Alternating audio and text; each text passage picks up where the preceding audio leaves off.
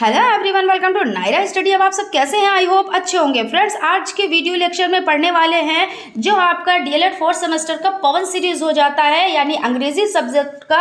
उसमें short type questions के answers को कंप्लीट करेंगे जो आप लोगों के लिए मोस्ट इंपॉर्टेंट है। सो वीडियो को बिल्कुल भी स्किप ना करें और वीडियो को लास्ट तक जरूर देखें। तो चलते हैं आज की सीरीज का फर्स्ट नंबर क्वेश्चन देख लेते हैं। फर्स्ट नंबर क्वेश्चन हो जाता है, use the following phrases in the sentence of your own as to bring out their meaning carefully। निम्नलिखित वाक्यांश को अपने अर्थ को स्पष्ट सामने लाने के लिए अपने वाक्य में प्रयोग करें। टू पास द बक, जिम्मेदारी उठाना। टेक आफ्टर, बाद में लेना। To pass the buck, we should perform our duty well inspired to passing the buck. जिम्मेदारी निभाना, जिम्मेदारी चुकाने के बावजूद हमें अपना कर्तव्य अच्छे तरह से निभाना चाहिए। Take after, Shyam takes after his twin brothers. Twin brothers मतलब जुड़वा भाई होते हैं। श्याम अपने जुड़वा भाई की देखभाल करेगा। Combine the following sentence into a compound sentence. निम्नलिखित वाक्यांश को मिश्र वाक्य में संयोजित करें। The animal may be a fish, it may be A serpent, it must be of them। जानवर मछली हो सकता है, सांप हो सकता है, यहाँ उसमें से एक होना चाहिए। The animal may be must be either a fish or a serpent, यानी जानवर या तो मछली या सांप हो सकता है। क्वेश्चन की तरफ चलते हैं। Combine the following sentence into a complex sentence. इसमें क्या करना होता है, तो यहाँ पे समझ लेते हैं। निम्नलिखित वाक्यों को एक सम्मिश्र में संयोजित करें। He lives somewhere, I do not know it। वह कहीं रहता है, मैं ये नहीं जानता। I do not know where he lives। मुझे नहीं पता कि वो कहाँ रहता है। आप इस तरह से बना सकते हैं, यानी दो सेंटेंस को आप एक सेंटेंस में किस तरह से बनाएंगे, तो यहाँ पे आप देख सकते हैं कि यहाँ पे he lives somewhere, I do not know it, तो I do not know where he lives हो जाता है। क्वेश्चन है, change the following into past indefinite tense. अब आपको क्या करना है, निम्नलिखित को भूतकाल अनिश्चित काल में बदलना है। I do not know where he lives किस में बदलना है, पास्ट इंडेफिनिट टेंस।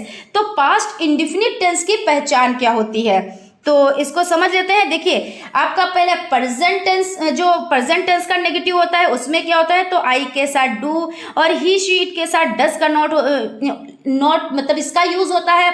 और अगर बात की जाए पास्ट इंडेफिनिट टेंस, तो इसमें डिड का यूज होता है। तो यहाँ पे डू लगा हुआ है, आप डिड का यूज करेंगे। Did not know where he lives यहाँ पे है, और आप बनाना आपको किसमें, तो पास्ट इंडेफिनिट टेंस में बनाना है, तो लिव्ड हो जाता है। उसके बाद क्वेश्चन की तरफ चलते हैं। Change the following into past continuous tense.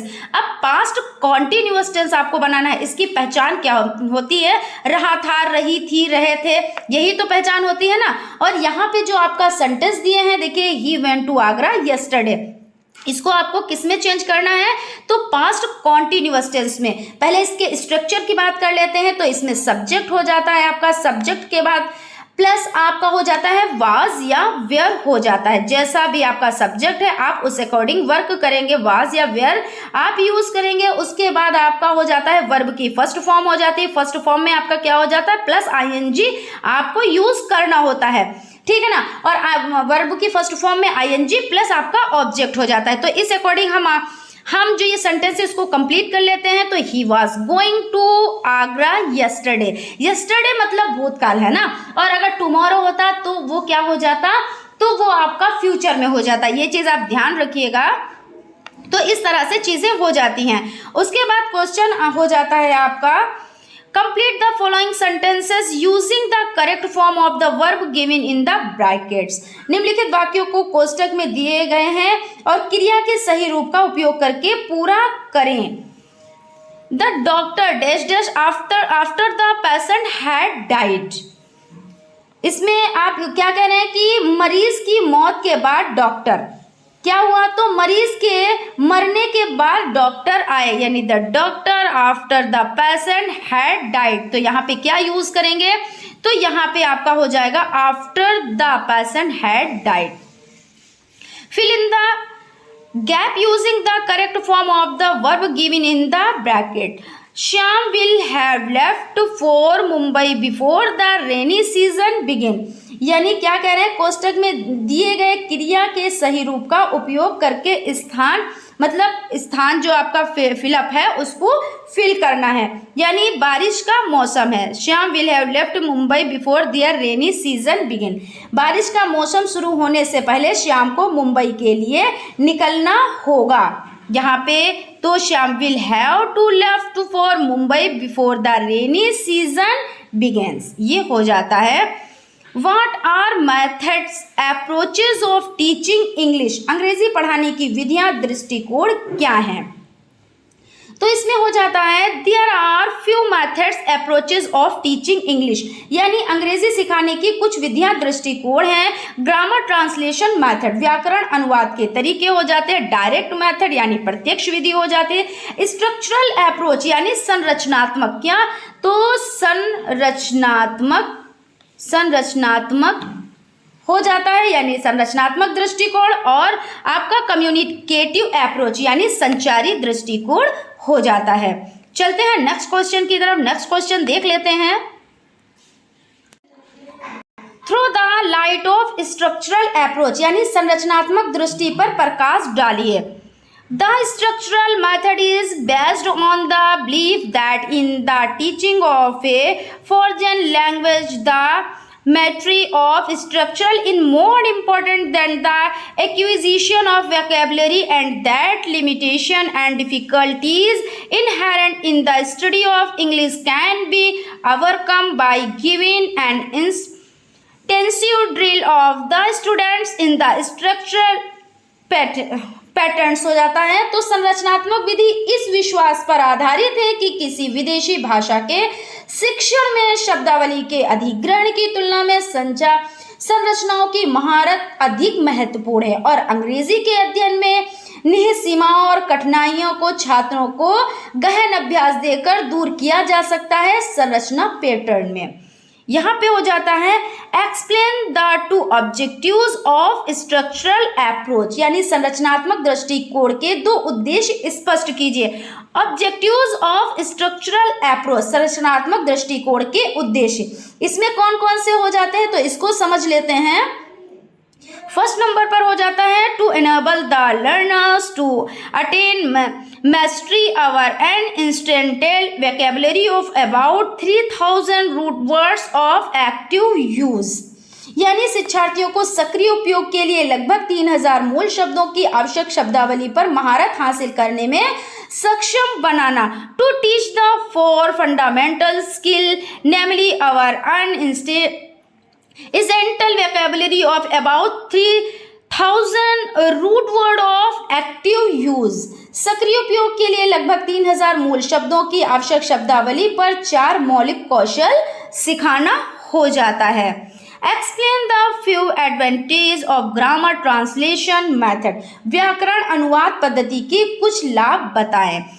There are following advantage of grammar translation method. First number है it is economic and saves considerable time of affairing a single equivalent word in the mother tongue instead of long definition of explanation, यानी व्याकरण अनुवाद पद्धति के निम्नलिखित लाभ हैं। यहाँ किफ़ायती और लंबी परिभाषा या स्पष्टीकरण के बजाय मातृभाषा में एक ही समकक्ष शब्द पेश करने से काफ़ी समय की बचत होती है। उसके बाद हो जाता है second number it is based on the maxim of learning from known to unknown, यानी ये ज्ञात से अज्ञात तक सीखने की कहावत पर आधारित है। जैसे ज्ञात से अज्ञात यानी जो चीज़ आपको पता है, यानी आपको क्या है, जैसे बच्चों को पढ़ाना है तो जैसे पेड़ के बारे में बच्चों को पढ़ाना है तो पहले उनसे उनको कलर पूछे कि पत्तियों का रंग कैसा होता है, पेड़ हमारे लिए किस तरह से फायदेमंद है। अगर बच्चों को ये सब चीज़ें पता है उसके बाद आप उसके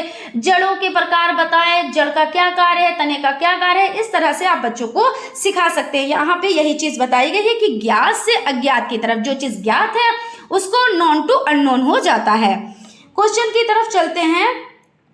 right the definition of complex sentence with examples, जटिल वाक्यों की परिभाषा उदाहरण सहित लिखिए। Definition of complex sentence, such a sentence having our man clause at least on subordinate clause is called a complex sentence. जटिल वाक्य की परिभाषा, ऐसा वाक्य जिसमें एक मुख्य उपवाक्य और कम से कम एक अधीनस्थ उपवाक्य हो उसे मिश्र वाक्य कहा जाता है। उदाहरण, ही गज व्हेन आई कम क्लोज, यानी वह जाता है जब मैं आता हूँ, ये हो जाता है।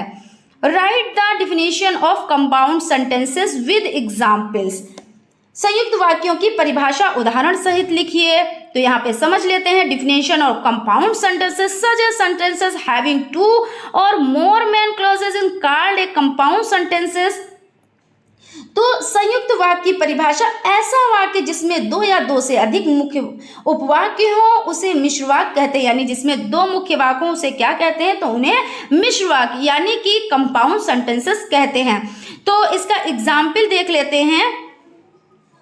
He goes and I come, यानी वह जाता है और मैं आता हूँ, ये हो जाता है। Right the meaning of commands and requests, यानी आदेशों और अनुरोधों का अर्थ लिखें। The meaning of commands in order and request it ask respectfully, क्या रिस्पेक्टफुली, आदेश का अर्थ है आदेश और अनुरोध का अर्थ है आदर पूर्वक पूछना, तो यानी रिस्पेक्टफुली हो जाता है। What do you mean by tense, काल से आपका क्या तात्पर्य है। काल मतलब जैसे काल कितने होते हैं, तो टेंस कितने होते हैं, जैसे present tense, past tense, future tense, इसमें चार प्रकार होते हैं। Present indefinite tense, present continuous tense, present perfect tense, present perfect continuous tense, इसी तरह से और भी जो टेंस है उसके भी प्रकार हो जाते हैं।